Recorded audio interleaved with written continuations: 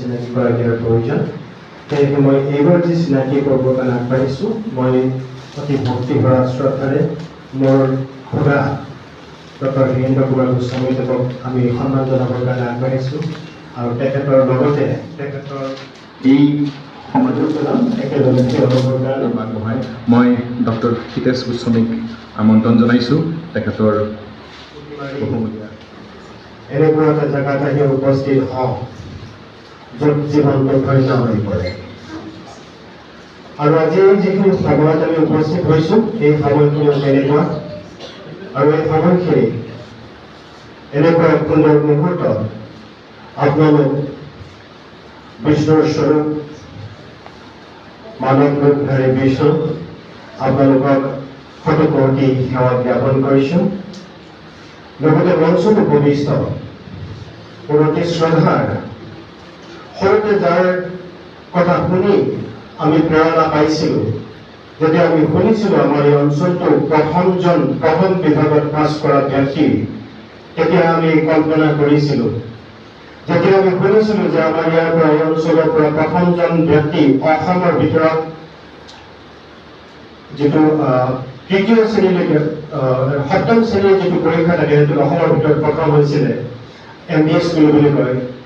সেই ব্যক্তিজন আমাৰ গাঁৱৰে আছিলে পিছলৈকে তেখেতে ডাক্তৰ হৈছিলে তেনেকুৱা এখন ঘৰৰ এটা বংশৰ আমি অংশীদাৰ হ'ব পাই গৌৰৱ অনুভৱ কৰোঁ আৰু সেই বংশৰ মোৰ খুৰা ডক্টৰ হীৰেন্দ্ৰ কুমাৰ গোস্বামীদেৱৰ আজি যিখন গ্ৰন্থ উন্মোচন কৰিবৰ কাৰণে আমি ইয়াতে উপস্থিত হৈছোঁ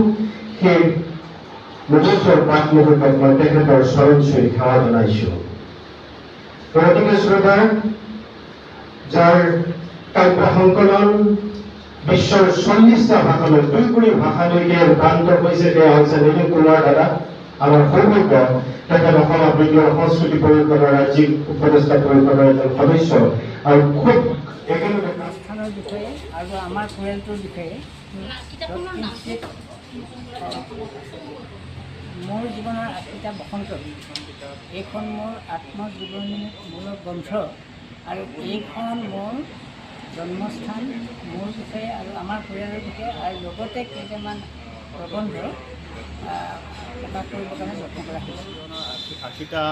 বসন্ত শীৰ্ষক এই আত্মজীৱনীমূলক গ্ৰন্থখন উন্মোচন কৰা হ'ল আৰু এই গ্ৰন্থখনত তেখেতৰ আত্মজীৱনীৰ লগতে তেখেতৰ জন্মস্থান দেৱানন্দ সত্ৰৰ যি ঐতিহ্য এই ঐতিহ্যক ইয়াত তুলি ধৰা হৈছে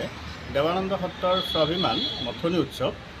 অকল দেৱানন্দ সত্ৰ এনেই দৰঙৰ স্বাভিমান আৰু অসমৰ স্বাভিমান অসমৰ ক'তো নোহোৱা এইটো এটা কৃষ্টি আহিন আৰু কাতি মাহৰ সংক্ৰান্তিৰ দিনাই 3দিনীয়া কাৰ্যসূচী অনুষ্ঠিত হয় দধি মন্থন আৰু সাগৰ মন্থন এই কাৰ্যসূচীক ইয়াত বিস্তাৰিত ৰূপত তেখেতে উপস্থাপন কৰিছে আৰু তেখেতৰ আত্মজীৱনীত তেখেতে গোটেই কথাখিনি উল্লেখ কৰিছে তেখেত দেৱানন্দ সত্ৰৰ প্ৰথমগৰাকী ডক্টৰেট আৰু প্ৰথমগৰাকী তেখেত প্ৰফেচৰ হিচাপে মঙলদৈ কলেজৰ পৰা তেখেতে অধ্যক্ষ পদ অলংকৃত কৰিছিল আৰু তেখেতে অৱসৰ গ্ৰহণ কৰিছে তেখেতৰ সুস্বাস্থ্য আৰু দীৰ্ঘ জীৱন আমি সত্ৰীয়া ৰাইজৰ তৰফৰ পৰা আন্তৰিকতাৰে কামনা কৰিছোঁ